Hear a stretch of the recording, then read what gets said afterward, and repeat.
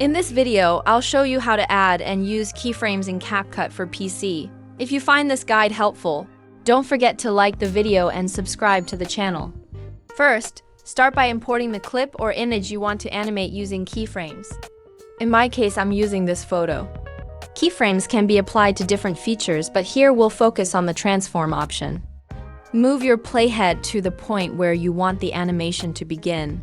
For me, it's at the very start of the clip. Once you're ready, go to the top right corner and adjust the starting position however you like. After setting your first position, click the Add Keyframe button. You'll see a diamond icon appear on the timeline. Next, move the playhead further along the timeline to where you want the next keyframe. At this point, make adjustments to the position, scale, or rotation. Since you've already added the first keyframe, the second one will be created automatically as you make changes. Repeat this process by moving the playhead and adjusting the clip as needed to create smooth transitions or movements. When you play the clip back, you'll see the animation between the keyframes in action. If this tutorial was helpful, don't forget to leave a like and subscribe for more CapCut tips and tricks.